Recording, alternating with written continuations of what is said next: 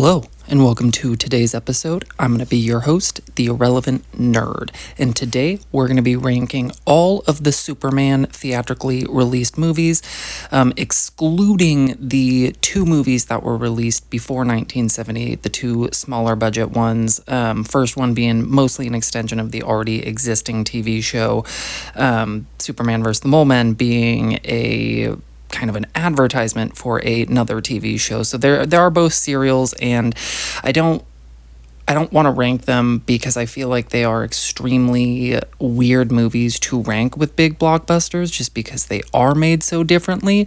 But they would probably be at the bottom of the list just based off the time they were made, special effects, things like that. Nothing, too terrible about either, but they are just very basic movies. So we're going to be starting kind of with like the 1978 Superman and then going forward. It'll be all the Superman movies ranked from there, excluding Joss Whedon's Justice League. I will have Zack Snyder's Justice League in here, but Joss Whedon's Justice League, I'm just over it. And it would be ranked 10th on this list. It'd be right at the bottom if it was ranked. So starting with number 9, we're going to go with Superman 4, The Quest for Peace.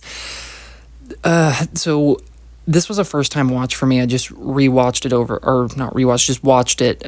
this past week, and this movie is so terrible. I don't think it's a terribly themed Superman story, but the movie itself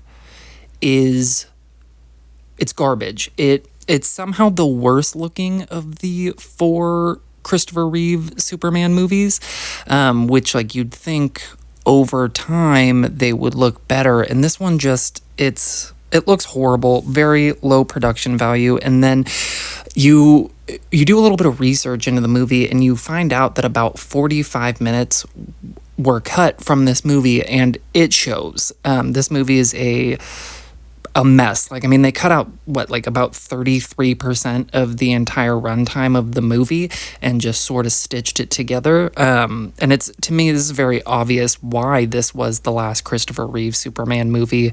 And it is kind of a bummer because it's the last time Christopher Reeve got to play the character, and it just goes out on the worst of notes, unfortunately. Number 8, we have Superman 3. So this one, I think it's a better made movie. I think the movie looks better. It looks worse than the first two. So it starts this trend of the movie starting to go backwards looks wise, which I don't really understand. But the studio ended up bringing in Richard Pryor to be the second lead of this movie. And I don't know if his lines are improvised or if they're written that way, but it does not fit with these characters at all. I don't know. I have a really hard time. Really, either Superman 3 or Superman 4, The Quest for Peace could be at the bottom. This one is just a bit more entertaining to me because I think the pacing's a little bit better. There are some comedic moments that do work, despite there being a heavy amount of them that don't. Christopher Reeve is still great here. He does so well as the character, but the movie constructed around him is just boring. It's garbage. It's trash. Like I said, it looks worse, feels worse. Everything about it, I believe Canon, this is when Canon, the company, had taken over, and they're known for making super cheap, crappy movies, and unfortunately, that's what they gave us.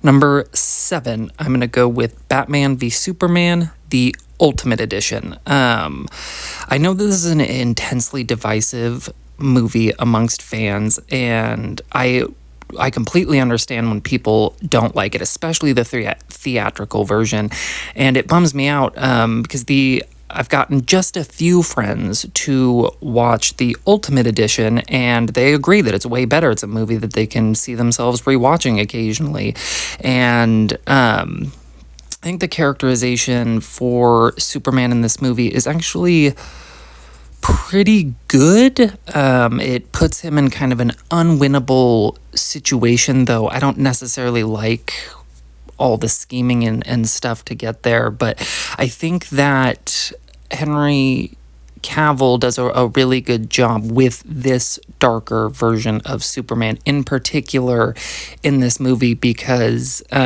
he's really going through it for the pretty much the entire runtime of this movie. When I think about it, like the movie starts off with him saving Lois, and then the movie is basically entirely downhill from there for Superman, whether or not it's public perception, whether or not it's Lex getting involved, to him eventually getting his ass beat by Superman. I really, if you have not seen the Ultimate Edition of this movie, I really cannot recommend it enough. It is very good, and Henry Cavill does a very, very good job with the material that they gave him. There is some stuff in this movie. It is silly. It's stupid. The Martha name thing, I get it, but I've never loved it. Like, I get that that's the moment that it's the first time that he sees Superman as a human man and realizes that he has a family, loved ones, and that he's not just this dangerous, mindless alien creature. But the way that it's done is so anticlimactic at the end of the fight that it's an odd moment, and it completely shifts the momentum of this movie and the way the characters feel towards each other, literally just based off this one moment. Like, Batman goes from trying to stab him with a spear to about 45 seconds later being like, how can I help? Like, how can we do this together? It's odd, but I recommend this movie. I think it's very underrated. Watch the Ultimate Edition if you haven't. Number 6, we're going to go with Zack Snyder's Justice League. I feel like the path that this Superman was on was made really evident in this movie. He is the sign of hope. He is the Earth's protector, and he is the leader of the Justice League. Now, I think you can argue that in a lot of the media, the actual leader of the Justice League could be Batman or Superman, a few other characters if you want to go really deep dive, but he is what inspires Bruce Wayne to put the Justice League together, and he comes back, and it immediately gives their team so much hope and so much power, because he comes in and it completely changes the dynamic of the fight. And, you know, he comes back from the dead, basically as a more optimistic version of the character he was before, which most people, when they die, when they come back, are probably going to be bitter, and this is not him. And I really wish we had gotten a Man of Steel 2, because I do think the progression of this character was going to be really good. And, you know, if we ever got like the evil version of more Darkseid is able to take over his mind, this version of the character is set up beautifully for that. But he is shown to be the anchor of the DCEU when he is in this movie, and it's beautiful. Like, the way that they do his character in this movie it's very, very good. Number 5, I'm going to go with Superman Returns. I have always been much higher on this movie than a lot of other people. I think Brandon Routh is a great pick for Superman, and I am bummed that he did only get this one movie. So this movie basically is made to be like a spiritual sequel to Superman 1 and 2. It's Bryan Singer's love letter to the Richard Donner Superman universe, despite Superman 2 having the split cuts and the director drama with the studio and, you know, all of that. But this movie is very somber. It's much darker than Superman 1 and 2. And so when people are like, oh, like, I want a grittier Superman, like, that's why I liked Henry Cavill and Man of Steel. And I think that Brandon Routh this might have been a better setup for it. Because this is a very somber movie. It's a very dark movie. Superman is not the happiest character. He's been gone for 5 years, comes back. Lois has moved on, married to her. I don't know if it actually says they're married. Actually, I think it says it's like a prolonged engagement, if I remember correctly. But she's with this guy. She has a son that you think is his, which is later ultimately revealed to be Clark's son, and they do have some nice moments there. But the look of it, really, I thought they did a good job paying homage to the first two Christopher Reeve Superman movies. And I think if you look at Superman 1, 2, and then Superman Returns, I actually think this is a really, really solid sequel, or really solid trilogy, really solid trilogy of Superman films. And I know that the biggest problem with this movie is that since it is a love letter to movies that came out like 25 years before it, there are some elements that are a little bit dated. Like this version of Superman and this version of Lex are very much still old school versions of the character, but I love that version of the character, and I think that Brandon Routh was as good of a, like, not a replacement, because that's not really the word, but like for somebody to come in to try to pay homage to Christopher Reeve without doing just like a cheap imitation of him, I thought he did a good job. He does the aw shucks moments really well. He does the grandiose moments really well. He does the serious moments really well. He looks pretty similar to Christopher Reeve. Like there are a few shots, especially from like the profile, like his side shots, where it looks like Christopher Reeve. And so like looks wise, feels wise, I thought this movie was such a great, beautiful continuation, obviously much better than what we got with Superman 3 and 4. And I'm bummed with the way that the world worked out, because it's another one I would have loved to have seen a second movie with Brandon Routh, because I believe that his second one, because at the end of the movie he does start to be more optimistic, a little bit more smiley and hopeful, especially when he's, talking with his son.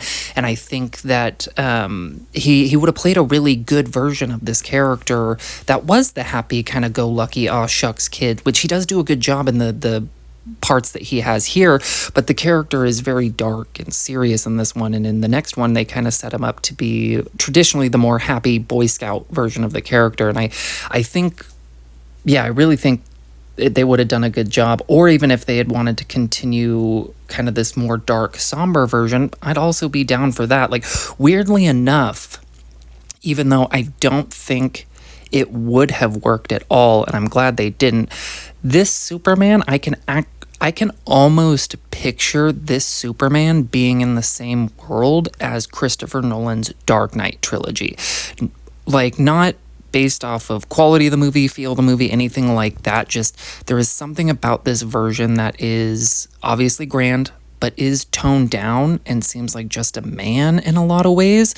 And so I'm glad they didn't go that way. But this Superman, I could actually see kind of existing in that universe. And so if you haven't seen it, do yourself a favor and watch this movie. It's very good. It's a little slow. It's a little longer than I would like it to be.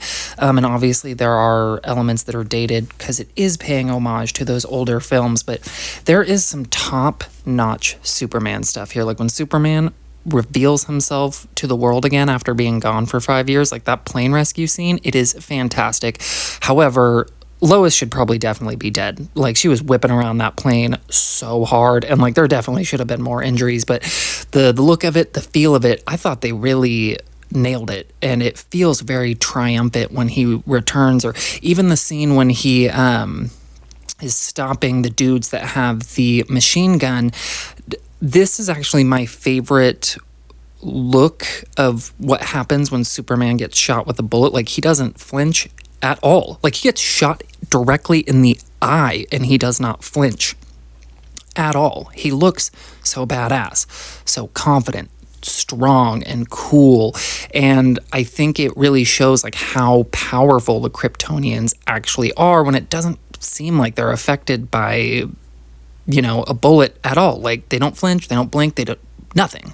Like, this movie nails the spirit of Superman so well, and everybody does such a good job kind of carrying on these characters from Superman and Superman 2. So watch it if you haven't. Cannot recommend it enough. I know that I only have it as 5 on this list, but I do love it. And so you'll know pretty much all the movies above here I do love. This one of them had to be at the bottom of the ones that I do truly love. Number 4, I'm going to go with Superman 2, and this could be either version of the film, either the original theatrical or the Donner cut version, where they piece together some old footage, behind-the-scenes footage, some audition footage to put together the more original view and plan that they had for these movies. I think Christopher Reeve is just as good. I think Gene Hackman is just as good. And I actually kind of like Lex Luthor a little bit more in this movie. I think this movie is actually paced a little bit better than the first one. It's just obviously very choppy. Because of the way that the movie was made and Donner being fired, and then the new director had to come in, and I think they have to shoot over 50% of the movie, or some pretty 50-51% of the movie like that, to be given credit as the director. And the movie was already 80% shot, and so they had to go back, refilm some, stitch it together, change the ending, this, that, and the other thing, and you can feel it. And there are some odd things in this movie, in particular with the 3 Kryptonians, Zod and his 2 hench people who come with him. There are some odd displays of their powers. Like, Zod seems to have a tractor beam that can pull things in. They all seem to have a beam that they can shoot out of their hands that seems to be a damaging beam, such as their heat vision, which they do also have. So there is some weirdness like that, and there are also just a few moments where I don't think they do the best job of showing how strong they are with the way that they react to certain things. Like, Superman pins Non under some metal, but based off how powerful these characters are supposed to be, like a metal structure, but based off how powerful these characters are supposed to be, that shouldn't pin him down at all. He should just chuck it like it's paper. That's really how powerful Kryptonians are, and there are a few moments in this movie like that, that I'm like, that was a bit weird. And so that's why it is, even though there are some things I liked more than the original Superman, that is why it is lower. Is 1, it's just a chopped up movie and you can tell. 2, there is just some things that happen that I'm like, that's weird, and kind of takes you out of it a little bit. But I think this is a great sequel. I do wish that we had gotten an actual full completed version to begin with from one director or the other. Honestly, I'd prefer Richard Donner just because of how much I do like the first one. But this one is definitely worth the watch. It does, I don't know, you watch it and you realize how much it sets up things for superhero sequels to kind of copy as they go down the line. Like in Superman 2, he wants to live a regular life with Lois, so he gives up his powers to become human, ultimately ends up getting them back because he has to, because the world is in danger. But it kind of starts this trend of the second movie is where the hero isn't sure if they're going to keep going or if they want to keep going. Spider-Man 2, Iron Man 2, even Captain America 2 in a certain way, with him being disillusioned in the government. This movie starts that trend, so very good. I think it deserves to be this high on the list, and I'm very confident that had Richard Donner actually gotten to complete both Superman 1 and 2 the way that he wanted, that this would be ranked much, much higher, because it really is good. Number 3, and so this is going to be the one that people most care about, because they want to know, are you Team Donner, are you Team Snyder, or are you Team Gunn? And I've watched the James Gunn Superman movie twice, and I've watched Man of Steel about 5-6 times, and I've watched the original Superman movie maybe 5 times, twice in the past week alone, because I didn't realize how much I would enjoy myself on my rewatch. But for number 3, I am going to go with Superman 2025. I really enjoyed this movie. I think there's a lot to like. I really like David Cornsweet as Superman, so this isn't like this isn't ranking who are the best Superman actors, which is probably going to be the next video I make. This is just ranking the movies. And there were just some things in this movie that did drag me down and kind of bothered me more on second watch. I was kind of hoping that it would go the other way and they would bother me less. But I think this movie is a strong start of a universe. I can see where they want to go, and I am excited to go into the future, but there were some things that just disappointed me, and, just a feeling of being kind of let down at the end. Not hating it by any means, but just was not wowed the way that I thought that I might be. Now, with that being said, even though this is number 3, I did almost put number 3 and 2 as a tie because I really do enjoy them about the same, just for different reasons, because they are two completely different styles of movies. So number 2, I'm going to go with Man of Steel. I have issues with this movie as well. I think the pacing is odd. On my most recent rewatch, I found more problems than I ever had. However, there is a lot to like about this movie. Henry Cavill really, really kind of kills it in this role. The look and feel of the movie is epic. It's huge and it's grand, and it takes itself seriously, but I don't think it takes itself too seriously, which I think that is why I am going to put this one over James Gunn's Superman, is because the movie itself takes itself seriously, whereas in Superman 2025 is a goofy movie, and I have no problem with the goofy movie, but the movie seems to know that it's ridiculous and acknowledge that it's ridiculous and play into the ridiculousness of it. And I guess when I did think about it, I like it a little bit more when they are grounded.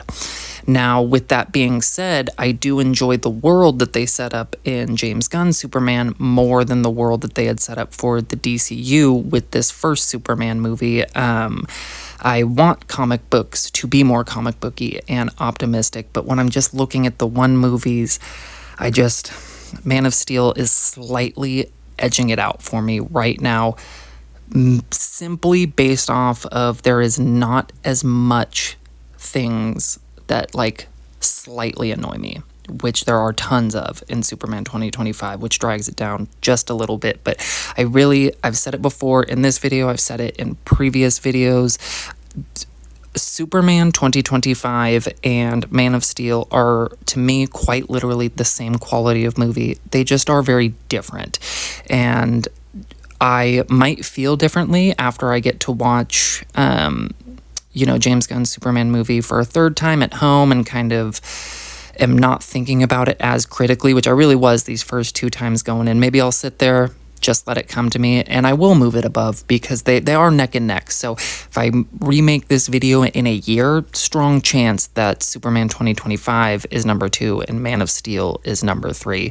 But I do recommend this movie. I think it's good if you're a fan of Superman. I actually think there is a lot to enjoy here, even though it is a very, very different version of the character. If you like Henry Cavill, obviously come to this movie. Is one of his most famous roles and really is kind of what propelled him to being one of the more A-list Hollywood actors. But that's going to bring us to number 1. It's the only one left, and it is old and it is dated, but we are going to go with Superman, the movie. Like I'd said, I'd rewatched this movie twice in the past couple weeks, and I love it. I love almost everything about it, despite some of the odd performance notes from Lois Lane and the scratchiness of her voice. And I do watch this movie, and there are some things looks wise, special effects wise, that very clearly don't match up. But for the time, this movie looks fantastic. Like, it looks really good, and majoritarily still holds up really well. Like, even some of the CGI flying scenes, where it's very obviously like nothing but green screen in the back behind Christopher Reeve, and it even has that like very harsh like CGI line around Christopher Reeve's body, like really highlighting that, you know, he's a real person on a computer generated image. They still look good. Like, the way that Superman moves, flies, talks, carries himself, it's all done so well in this movie. He is so hopeful. He is so strong. He is so pure. He is so confident. Clark and Superman feel like two totally different characters because Christopher Reeve just nails it the best. And for me, I actually think that is why this movie is number one over all these others, despite them having all these great things, great actors. Is this really, to me, is the only Superman movie, well, this one, second one, and Superman Returns, that does justice to both Clark Kent and to Superman. Zack Snyder's, it's a lot of Clark Kent, kind of showing his life as he leads up to Superman, but it doesn't show his double life where he's working as the reporter. And they do show a little bit of it more in Batman v Superman, but it's just not enough. It's not enough. And also, like, Henry Cavill, as much as I love him, his Clark Kent is very handsome and confident looking, and very, to me, I'm almost like, this guy could very clearly be Superman just looking at him. So this one really nails the spirit of Superman. He is a character of hope. He wants to do the right thing. You know, he's naive in believing the best in everybody, and he has all these aw shucks and aw geez moments that you can roll your eyes at, call him a cornball, like when he tells Lois to quit smoking, and that you know, flying is still statistically the safest way to travel, which is a line that they brought back for Superman Returns, and I thought he nailed it there. But the spirit of Superman is so alive in Superman 1 and 2. Like, Richard Donner really understood the character, and yes, he does change some things about the lore to help fit the movie format a little bit better, but the essence of the character, he nails it. The look of Krypton, he nails it. The way the world initially reacts to Superman, he nails it. It's not fear, it's hope and optimism, which, if you were to drop Superman in like real today's modern world, of course it'd be fear. It would be a lot more like Zack Snyder's, but that's not what I come to Superman for. I come to Superman to feel hope and to be inspired to be a better man, and Christopher Reeve and Richard Donner really nailed it, and I cannot give them enough flowers. Like I said, pretty much from number 7, like Batman v Superman up, I enjoy all of these movies and will gladly rewatch them in the future, but this one, to me, it's better, like much better. Like, this is damn near a perfect Superman film. The only thing that holds it back, I think, is the time in which it was made. I think if it was made today, same director, with the understanding, like, he'd obviously update the character, I still think he would do the best job, because he seemed to really care about just making this character right for the fans, but also succeeded in making an entertaining movie for the masses. And so Superman the movie, 1978, comes in easily at number 1. So, quick rundown. Number 10, if you want to include it, it's Joss Whedon's Justice League. Number 9, you have Superman 4, Quest for Peace. Number 8, Superman 3. Number 7, Batman v Superman, The Ultimate Edition. Number 6, Zack Snyder's Justice League. Number 5, Superman Returns. Number 4, Superman 2. Number 3, Superman 2025. Number 2, Man of Steel. And number 1, Superman the movie from 1978. Let me know what you think. How would you rank these movies if you haven't seen them all, which is not surprising. A lot of people have not seen Superman 3 and 4 because they're garbage. And I know that I have left some movies out of this list that might irritate some people. Maybe the first two serial Superman movies, maybe the fact that I didn't review Steel because it is technically a Superman world movie, or Supergirl, which exists in continuity with Christopher Reeve Superman movies. Superman is not in them, so I'm not going to rank them as a Superman movie because that seems super silly to me. But yeah, let me know what you think. If you haven't seen them all, what are your top three? Like, really, let me know what are your, how would you rank the first Superman, Man of Steel, and Superman from 2025? If you've seen them all, let me know who did the best. I am going to be ranking the Superman actors here soon.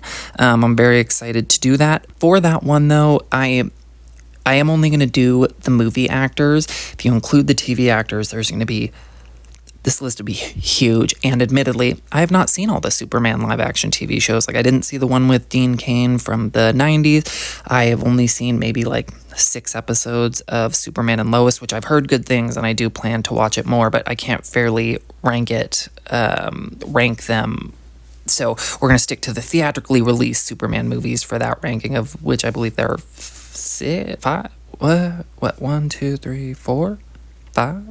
or 5 actors. Anyways, we'll see.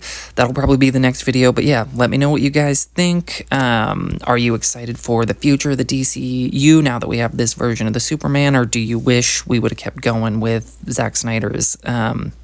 Yeah, comment on any one of those things. I would love to see it, would love to know, and I'll see you in the next one.